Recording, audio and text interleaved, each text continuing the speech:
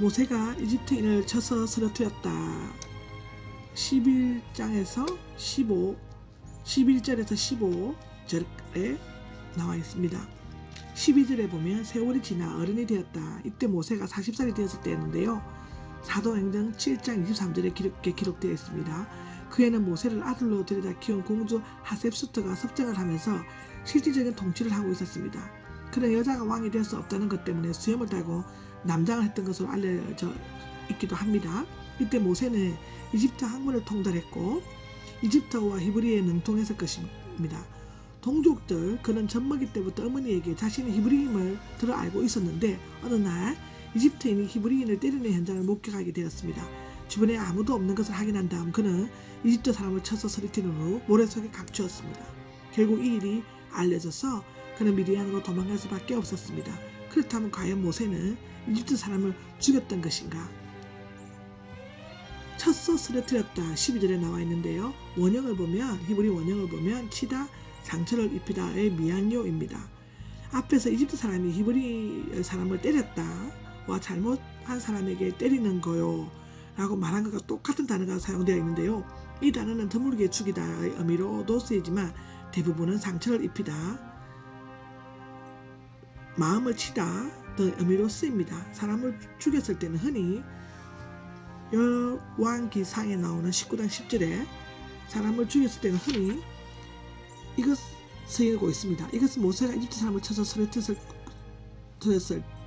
죽지 않은 그를 잠시 모래속에 감추려고 했을 뿐이었음을 나타내고 있습니다. 만일 그가 죽였다면 모래속에 파묻었을 것입니다. 이집트 사람을 죽인 것처럼 이제 나도 죽이려는 것이요 14절에 나와 있는데요. 히브리 사람은 모세가 쳐서 쓰러뜨렸다는 단어 대신 죽였다라고 바꿔 말하고 있습니다. 즉 모세에 대한 화풀이를 쳐서 쓰러뜨리는 것을 사실과는 다르게 가장해서 죽였다라고 말한 것입니다. 살인자는 사형이라는 이집트 법을 잘 아는 모세가 그 다음날 밖으로 또 나간 것은 그가 때려 쓰러뜨린 이집트인이 죽었다고 생각하지 않았던 것 같습니다. 그러나 동족이 나도 죽이려는 것이요 라고 말을 듣게 되었을 때는 급히 피하지 않으면 안 되었습니다. 바로가 모세를 죽이려고 하였다. 모세를 데려다 키우고 아들까지 삼은 하셉수트 여왕은 모세가 사람을 죽였다는 보고를 듣고 사실 여부를 따지기 전에 배신감과 분노를 느꼈을 것입니다. 이것은 히브리어 11장 27절에 기록되어 있습니다. 만약 이때 바로 왕이 하셉수트의 아들 두트모스 3세였다면 왕이 경쟁자였다는 입장에서 어떤 구실을 붙여서라도 반드시 죽이려고 했을 것입니다. 그렇다면 과연 하나님께서는 사람을 죽인 자에게 애굽 지도자를 맡겼을까요? 모세는 살인하지 말라는 제6계명을 순순히 받아들일 수가 있었을까요?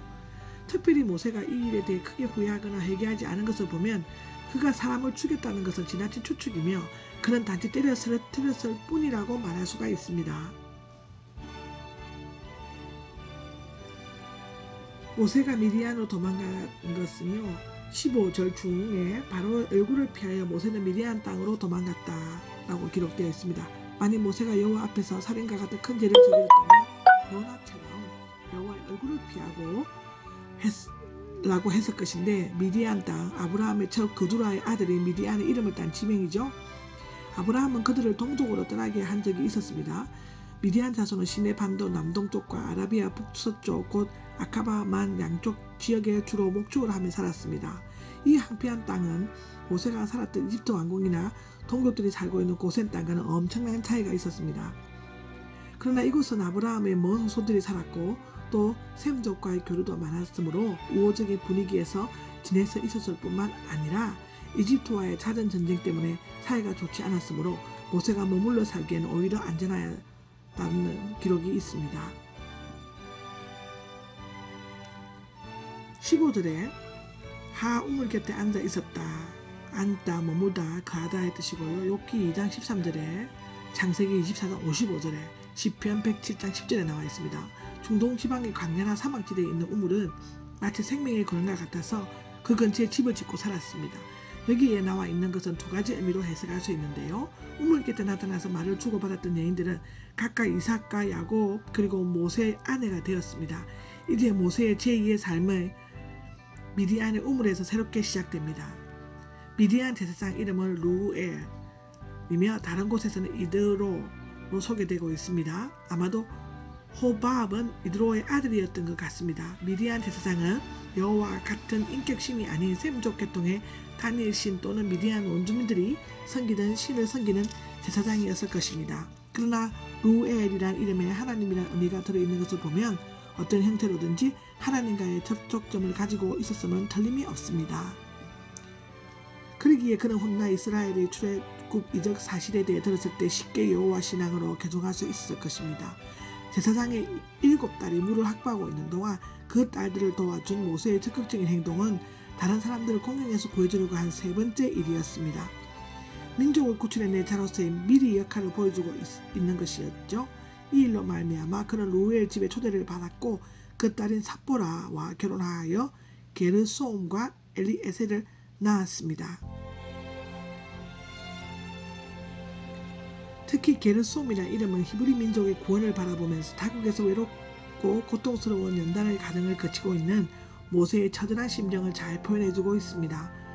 한나라의 지도자가 이방 제사장의 딸과 결혼한 것은 복음 선교가 단지 혈통적인 이스라엘에만 머무는 폐쇄적인 히브리주의에서 벗어나 이방인을 포함하여 전 세계인에게로 확대되는 것을 보여준다고 말할 수가 있습니다. 40년 동안 모세는 시내산 지역에서 양을 치면서 시내팜들의 지리와 환경 등을 잘 알 수 있게 되어 후에 이스라엘 백성을 인도해낼 때 많은 도움이 되었을 것입니다. 이 모든 것들은 하나님께서 준비하고 예비하시고 하나님께서 우리를 연단하신 것으로 보여집니다. 아멘. 모세가 소명을 받은 이후 23절에 보면 오랜 날들이 지나고 난 뒤 지켜가면 많은 날들이 지난 후인데요. 이때는 모세가 40세에 이집트에서 도망쳐 나온 지 40년이 지난 때 곧 그의 나이가 80세가 되었을 때입니다. BC 1446년입니다.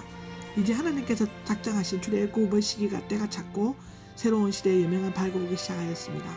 이집트 왕이 죽었다. 이 왕은 모세와 경쟁 관계에 있었고 모세를 죽이려고 했던 투트모스 3세였을 것입니다. 그가 죽자 그 아들 아멘호텝 2세 왕위를 이어받았는데 출애굽은 그의 재위기가 BC 1446년 때에 일어났습니다.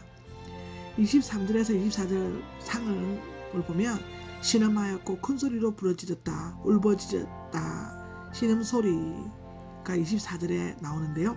고된 노예살이를 하는 이스라엘의 고통을 호소하는 표현들입니다. 모세가 미디안에서 40년 동안 머무고 있는 동안에 이스라엘 백성은 이집트인들의 강압적인 노역으로 말미암아 큰 고통을 겪고 있었습니다. 24절 하 25절을 보면은 들으셨으며 기억하셨고 이제 보셨고 관심을 기울이셨습니다. 기록이 있는데요. 하나님께서 이스라엘의 고통스러운 울부짖음에 대한 반응을 표현하고 있습니다. 여기에서 관심을 기울이셨다면 알다 경험하다의 뜻인데요.